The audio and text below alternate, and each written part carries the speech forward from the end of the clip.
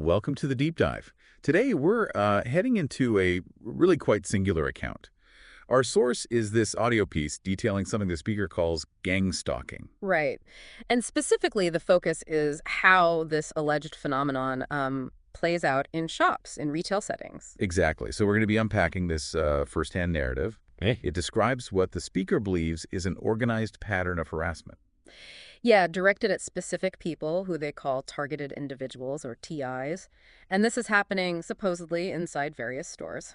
Okay, so right off the bat, we should probably say, the ideas we're discussing might sound pretty unusual to many of you listening. Definitely. And our goal here isn't really to validate or disprove these claims. No, not at all. It's more about understanding the perspective being presented in the audio, just digging into the concepts it brings up. And the speaker claims this happens across, well, a whole range of places, small boutiques, big supermarkets, even like gas stations. And a really key element the speaker keeps coming back to is how subtle this alleged harassment is supposed to be. hmm The idea is that these aren't big, obvious actions. They're seemingly small things. Right, things that if you just saw one incident, you might think, oh, that was accidental, or maybe just someone being rude. But the argument is that for the targeted individual, these things form a consistent pattern, and it's deliberate. Okay, so let's get to the main question the audio seems to raise then. Yeah. How? According to this account, how are store staff supposedly convinced or maybe influenced to act rudely towards these TIs and, consistently? Well, the speaker details some very specific recurring behaviors they say happen. Okay, like what? For instance, they claim that PERS, which seems to be their shorthand for perpetrators. Ah, okay, PERS. Yeah, but these PERS are often already at the store before the targeted individual even gets there. And what happens then? Well, the audio gives examples like, say, a TI arrives by car. Someone will deliberately step right in front of them as they're trying to park, or maybe as they walk toward the entrance. And then this person pointedly ignores any, polite acknowledgement. Like if the TI says, "excuse me," or nods, just nothing. Wow. You can imagine how unsettling that might feel if it happened repeatedly. Exactly. And it's not just outside. Inside the store, the speaker talks about people intentionally blocking aisles with their shopping carts. Right. Or, like, cutting off a TI who's reaching for something on a shelf. And again, the key thing is they then ignore any polite attempt by the TI to get their attention, like saying, "excuse me," again. So it's the consistency, that pattern that the speaker is really emphasizing. It's not just one clumsy person. Right. The speaker also mentions always, like always, finding someone blocking the end of an aisle just as the TI gets there, which prompts another ignored, "excuse me." It's interesting how they perceive the intent behind these repeated, seemingly small actions. Mm-hmm. They even give a really specific example. Let's say a TI regularly buys a certain item, maybe a case of soda. Okay. They claim that every single time they go to grab that soda, someone manages to block their path right at that moment. Yeah. Every time. So not just an occasional annoyance. They see it as deliberate, targeted blocking. That's the claim. The audio also mentions groups of people maybe moving really slowly at the checkout. Oh, okay. Like deliberately causing delays. Yeah, or intentionally slowing down transactions somehow. All contributing, from the speaker's viewpoint, to this consistently negative, frustrating experience. You can see how, if you believed you were targeted, all these small things would really start to add up, wouldn't they? Absolutely. And like we said, the speaker really stresses the subtlety. Right. That to an outsider, someone not in the know, it would just look like random rudeness or people being a bit oblivious. But the speaker's point is that for the TI, the sheer frequency, the consistency, makes it clear it's a deliberate pattern, not random at all. Which then leads to the big question. Who? Who does the speaker think is behind all this? And why? What's the motivation? Well, the speaker explicitly calls it a psychological operation, a psyop. Okay, so implying it's designed to have a mental or emotional effect on the target. Precisely. And they voice a strong suspicion about who's responsible. They mention Infraguard, describing it as the FBI's network of civilian spies. They seem to think this group is largely orchestrating it. Now, Infraguard is actually a real thing, isn't it? It's a partnership program between the FBI and private sector members. It is. The official purpose is information sharing, to prevent cyber attacks, terrorism, other crimes.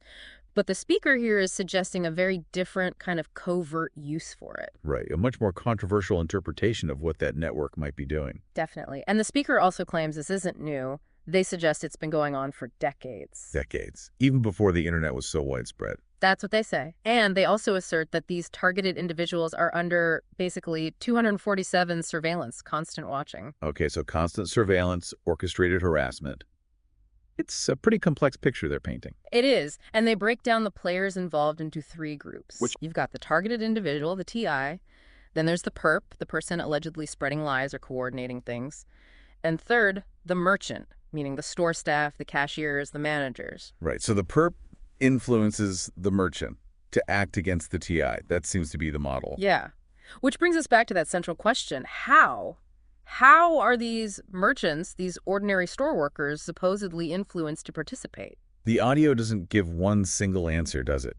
It explores a few different theories. No, it's quite speculative.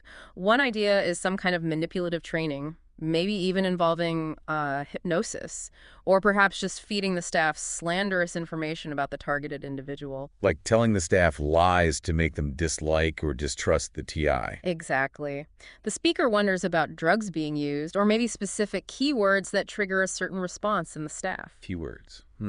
That sounds almost like something out of a spy movie. Well, yeah. Another possibility raised is more direct coercion, threats to their job, maybe, or even blackmail. So, using leverage against the store staff. The speaker seems to be trying to figure out why so many different people in different stores would supposedly act this way. Right. They're looking for explanations for what they perceive as widespread, consistent rudeness that goes beyond just bad customer service. Then there's the idea of government agents being involved. Yeah, the audio floats the possibility of agents from places like the Department of Defense, DHS, CIA, FBI, Okay. using maybe fabricated information or employing what the speaker calls professional liars to persuade store managers or staff to go along with it. That suggests a really significant level of, top-down coordination, doesn't it? It certainly does. And to make the point that people can be influenced like this, the speaker mentions that old TV segment, Listen to a Stranger. Oh, right. Where people were convinced to do strange things just because someone looked like they were in authority, maybe wearing a uniform or badge. Exactly. Highlighting that perceived authority can be really powerful in getting people to comply, even with unusual requests. So the implication is, maybe someone flashes a badge or pretends to be official and tells the store staff lies about the TI. That seems to be one of the theories, yes. And it connects to another point the speaker makes about information gathering. How so? They believe the perpetrators have incredibly detailed knowledge about the TIs. Where would they get that from? The speaker suspects government surveillance databases. They specifically mention DHS and NSA databases. Claiming these databases hold vast amounts of personal info that can then be used to, tailor the harassment. That seems to be the idea, using personal details to make the harassment more effective or more psychologically damaging, perhaps. It definitely touches on broader anxieties about surveillance and data privacy. Yeah, absolutely. And there's another interesting point about tactics changing. Oh, right.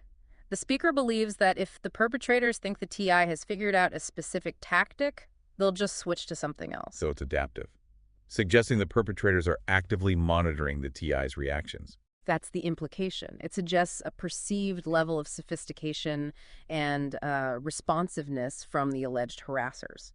And throughout all this, the speaker keeps saying they experience this personally, right? Yes, repeatedly. They state quite clearly that they encounter these kinds of behaviors every time they go to a store, which obviously reinforces their conviction that it's real and targeted. And finally, they mention a term, FBI floating box. Yeah, it just throws it out there and suggests the listener can research it, implying it's some kind of surveillance tech or tactic related to all this. We didn't dig into that specifically, but it's part of the overall picture presented. Okay, so let's try to sort of wrap this up. We've listened to this audio monologue laying out claims about organized harassment of targeted individuals in store. Right. The speaker describes these subtle but apparently very consistent patterns of rude or obstructive behavior. And they believe it's orchestrated by these perers, who they suspect might be linked to programs like Infraguard, used in an unofficial way. And the core of it seems to be the psychological impact. These repeated, negative, subtle interactions designed to wear the target down. And they offer various theories, speculative ones, about how store staff might be roped into this. Could be manipulation, training, slander, threats, maybe even government agents involved. It's a whole range of possibilities they consider to explain the alleged behavior of the merchants. But it's really important, isn't it, to remember that this whole deep dive, everything we've discussed, comes from this one specific perspective. Absolutely.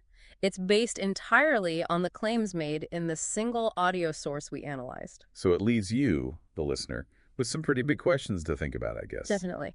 Given this account, what does it suggest about the experience of feeling targeted or persecuted in just everyday public spaces? Yeah, and what other questions does it bring up about, how we perceive things, how we interpret social cues, especially negative ones? And maybe about that feeling of losing control or feeling watched when you're just trying to go about your day. It's certainly a lot to mull over.